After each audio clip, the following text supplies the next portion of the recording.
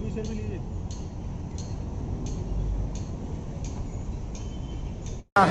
सामने की खुली जमीन दे दो, पीछे जमीन दे दो बोल के बोले।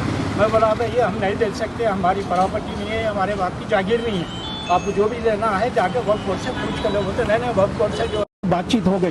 तो आज हम वक्फ बोर्ड को जाके जो ऐसा सलीम साहब से पूछे तो सलीम साहब बोले नहीं बिल्कुल गलत बात है, कोई बात नहीं हुई, कोई चीज़ नहीं हुई, किसी भी सूरत पे जो है सो हम एक गज ज़मीन किसी को दे भी नहीं सकते, हम भी वहाँ पर आके कुछ नहीं कर सकते। मस्जिद की जगह मस्जिद रहेंगी, उसी की ज़मीन को कोई हाथ नहीं लगा सकता बोल के बोले। क्या बातचीत होगी बोले? आपको वक्फ बोर्ड से बातचीत क्या हुई बोले?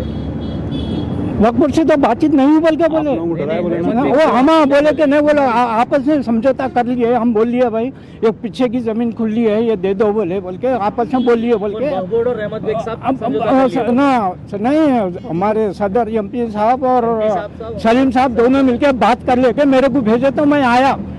हाँ, तो आप जो है सुधारा यहाँ ठहरे तो ये हम काम कर लेते, तो हम बोले हम यहाँ ठहरने को हमारे कुछ भी नहीं है, हमारी हैसियत एक चौकीदार की जैसी है, समझे ना, हम नहीं कर सकते बोल के। आज जो है वक्फ बोर्ड को गए तो सलीम साहब बोले बिल्कुल गलत है, कुछ भी बातचीत नहीं हुई और वो आगे होंगी भी नहीं, कोई हाथ नहीं लगेगा बोल के। पूरे जो है सो लेटर वगैरह दे दिए, लेटर के लिए भी बोले, हाँ लेटर के लिए भी बोले, लेटर दे दिए सबको। तक से खिदमत गुजार जो है आवाम की खिदमत करने के लिए सामने आ रहे रहमत बेग साहब, मैं इनके राजनगर के इंचार्ज है, एक बात करने का तरीका नहीं मालूम। कल दिन में 10 बजे से लेके रात के 1 बजे तक कमेटी के सदर को फ़ोन आकर के हरासमेंट करते रहते, आइए मस्जिद को वो मशीना आ गए या JCB आ गए, आइए संगे बुनियाद रखें डिमोलिश करने का, ऐसे अल्फाज बोलते हैं इनको सदर साहब को। बेचारे फ़ोन स्विच ऑफ करके रात में 2 बजे सो गए। एक तो उनकी तबीयत ठीक नहीं है। रहमत बेग साहब को मैं असद वली साहब से गुजारिश करता हूँ कि रहमत बेग के ऊपर एक्शन लें। क्यों ऐसा रात के 1 बजे तक किसी भी मूवमेंट में कभी भी कोई ऑफिसर ऐसा कंटेक्ट नहीं किया, सताया नहीं रात के 2-2 बजे रात को।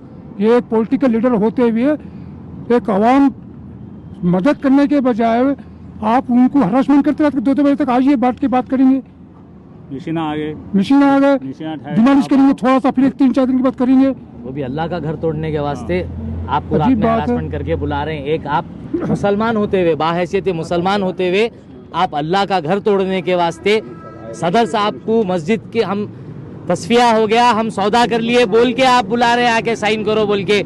ये आप कह के मुसलमान हैं, अपना ईमान बेच दिए। आपका तो काम है आप सड़क के ऊपर बैठ के ये मस्जिद को धक्का लगने से बचाना। आप बाहैसियत मुसलमान आप बुला के बोल रहे कि मस्जिद तोड़ो।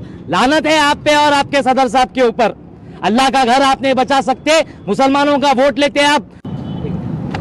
अल्हम्दुलिल्लाह यहाँ के मुकामी लोगों को मैं इंशाल्लाह तयखून दे रहा हूँ। उस्मान मोहम्मद ख़ान, मेरे साथ मेरे दोस्त समीर वलीउल्लाह और यहाँ के तमाम लोग वक्फ बोर्ड से इमीडिएट सलीम साहब से फ़ोन पे कन्वर्सेशन हुआ, मैं लेटर इशू कर रहा हूँ बोले।